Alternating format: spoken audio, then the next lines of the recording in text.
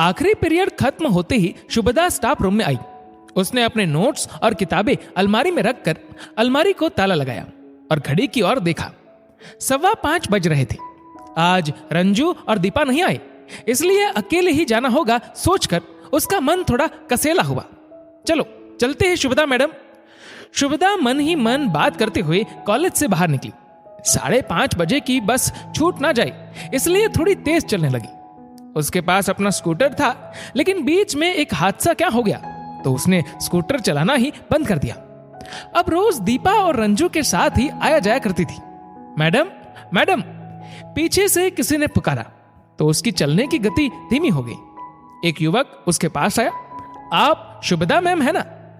अपनी बस कहीं छूट ना जाए इसलिए वह जल्दबाजी में बोली, हाँ मैं शुभदा मैडम हूं, क्या चाहिए तुम्हें? मैम क्या आपने मुझे पहचाना? एक तो बस का समय हो चला था और ये युवक रास्ता रोककर पूछ रहा था, मुझे पहचाना?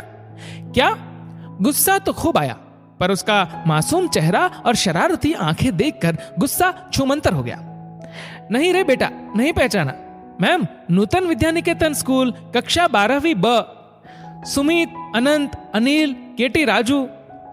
एक शिक्षक के रूप में काम करते समय एक तो बहुत होशियार बच्चे या बहुत शैतान बच्चे याद रहते हैं।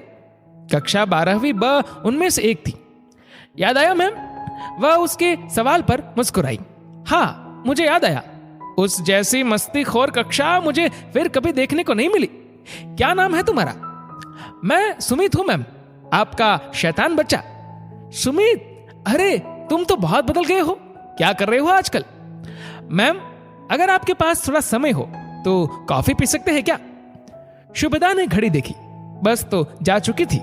उसने आज ऑटो से जाने का फैसला किया। ठीक है चलो चलते हैं। दोनों पास के एक होटल में पहुंचे। मैम आप बैठिए, मैं 5 मिनट में आता हूं।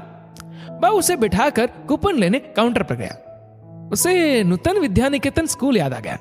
याद आया कक्षा 12वीं ब और याद आया सुमित, सबसे शैतान और होशियार लड़का। मैं उसे शैतान बच्चा कहती थी। और अचानक याद आया वो दिन जब मैं 12वीं कक्षा को पढ़ा रही थी और अचानक क्लास में शोर उठा, मैम मैम देखो सुमित को क्या हुआ। मैं किताब हाथ में लेकर दौड़ी। देखा सुमित मेज पर सर रखकर सोया था और उसके मुंह से झाग निकल रहा था। मैं अपनी पूरी ताकत से चिल्लाई, इसे उठाओ और जल्दी से बाहर लाओ। 2 लड़कों ने उसे उठाया। मैं दौड़ती हुई बाहर आई। स्कूल के बाहर एक ऑटो खड़ा था। मेरे साथ एक शिक्षक भी साथ आए। हम उसे लेकर अस्पताल पहुंचे। डॉक्टर हाथ लगाने को तैयार नहीं थे क्योंकि पुलिस का मामला था, लेकिन एक डॉक्टर परिचित निकले और उन्होंने उसे तुरंत भर्ती कर दिया। सुमित यहां अपने किसी दूर के रिश्तेदार के साथ रहता है। उसकी मां गांव में रहती थी। चूंकि उस समय किसी के पास फोन नहीं था, ऐसे में दुविधा यह थी कि उसके घर कैसे खबर करे। 1 घंटे के बाद डॉक्टर बाहर आई और बोली, इस बच्चे ने कोई जहर खा लिया था, जल्दी लेकर आए वरना बचाना मुश्किल था। क्या आप पुलिस को सूचना देना चाहते हैं? वैसे वह अब खतरे से बाहर है और इतनी कम उम्र में पुलिस के झंझट में इसे डालना ठीक ना होगा। बाकी आप जो ठीक समझो, कहकर डॉक्टर चले गए। मैं और मेरे साथ आए शिक्षक दोनों भयभीत थे। स्कूल की प्रधानाध्यापिका मैडम को बताया। उन्होंने कहा कि पुलिस केस दर्ज न करे। हम सभी हैरान थे कि क्यों इस होशियार लड़के ने इतना बड़ा फैसला लिया होगा।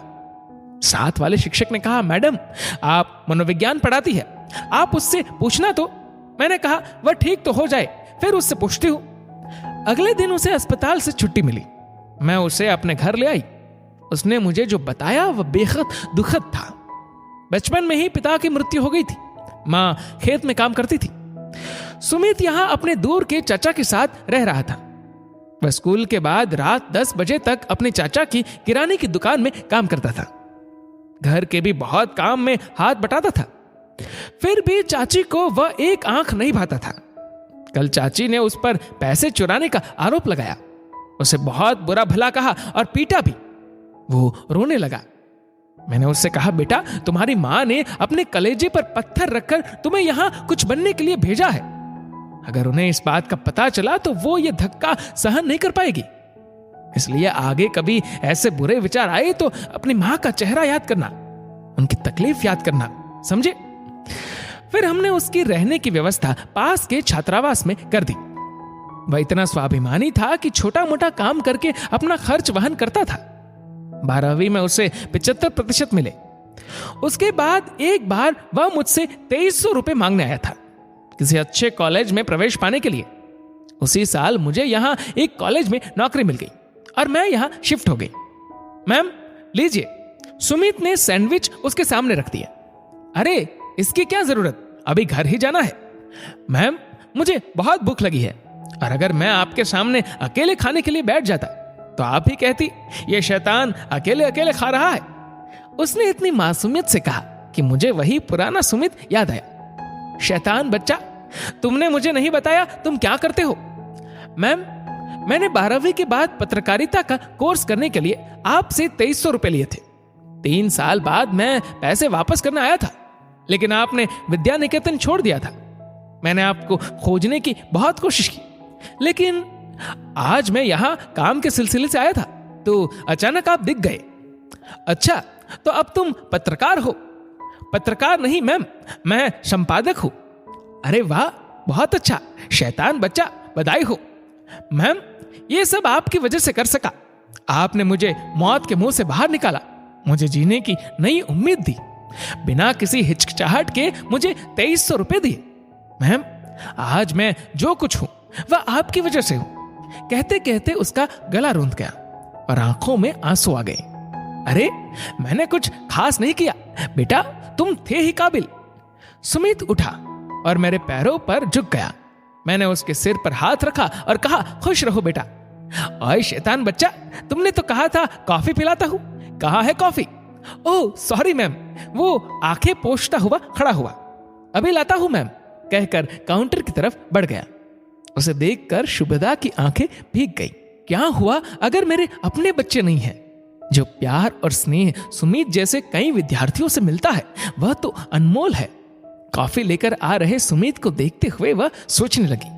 दोस्तों इस वीडियो को लेकर आपकी क्या राय है नीचे कमेंट करके जरूर बताएगा। और अगर आपको वीडियो अच्छा लगा हो तो इस वीडियो को लाइक करेगा, शेयर करेगा ज्यादा से ज्यादा लोगों तक। और ऐसे ही और भी इंस्पिरेशनल वीडियोस के लिए हमारा फेसबुक पेज आज ही फॉलो करें। धन्यवाद।